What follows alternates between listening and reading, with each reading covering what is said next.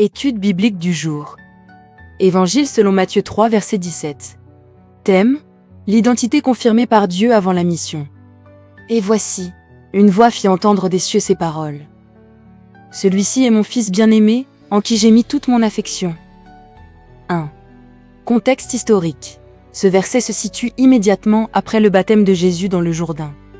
Alors que Jésus sort de l'eau, les cieux s'ouvrent, l'Esprit descend comme une colombe, la voix du Père se fait entendre. Nous assistons à une manifestation exceptionnelle. Le Père, le Fils et le Saint-Esprit apparaissent ensemble. Avant même les miracles, avant les foules, avant la croix, Dieu affirme publiquement l'identité de Jésus. 2. Lecture sociopolitique du texte. Dans les sociétés anciennes comme modernes, l'identité est souvent construite sur le statut social, le pouvoir, les performances, la reconnaissance publique. Mais ici, Jésus reçoit l'approbation divine avant d'avoir accompli un miracle public. Le texte révèle une vérité profonde. La valeur d'un être humain ne devrait pas dépendre uniquement de sa performance. Une société qui fonde toute dignité sur le résultat produit. Pression excessive, crise identitaire, recherche maladive de validation. Dieu commence par l'identité avant la mission. 3. Implication pour les leaders politiques. Un dirigeant qui ignore son identité profonde devient souvent instable, dépendant des applaudissements, manipulable par l'opinion publique. Ce passage enseigne. Un leader équilibré agit à partir de convictions solides. La sécurité intérieure protège contre l'abus de pouvoir. Le besoin excessif de validation conduit souvent au populisme. Un leadership sain naît d'une identité stable. 4. Implication pour les leaders religieux. Même dans le ministère, beaucoup cherchent les titres, les plateformes, la reconnaissance. Mais Dieu déclare son amour pour Jésus avant le début visible du ministère.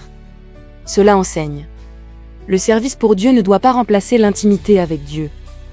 L'approbation divine est supérieure à l'approbation humaine. Un ministère sans identité spirituelle solide devient fragile. L'œuvre ne doit jamais remplacer la relation avec Dieu. 5. Implication pour les entrepreneurs et décideurs. Le monde des affaires pousse souvent à la compétition permanente, la performance sans repos, la comparaison constante. Ce passage rappelle, ta valeur dépasse tes résultats. L'identité précède la productivité.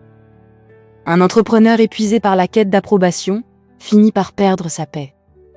La stabilité intérieure améliore les décisions extérieures. 6. Implication pour la société. Nos sociétés modernes connaissent crise identitaire, dépression liée à la comparaison, besoin constant de validation numérique.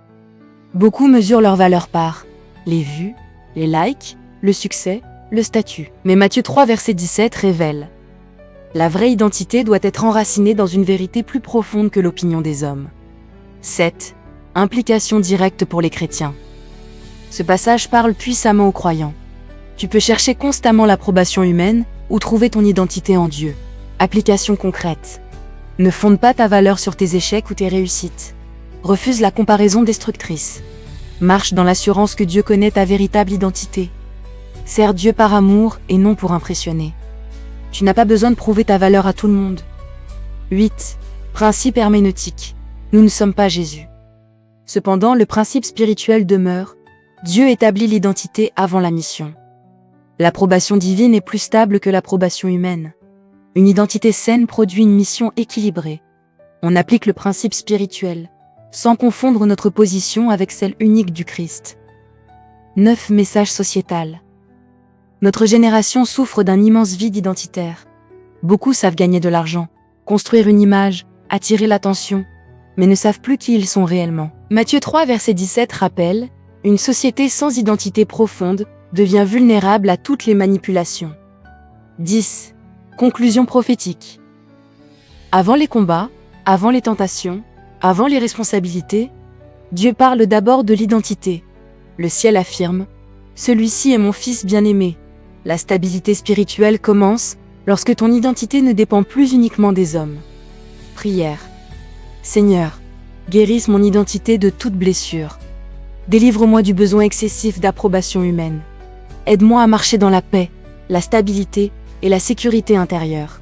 Que mon service pour toi découle d'une relation authentique et non d'une quête de reconnaissance. Amen.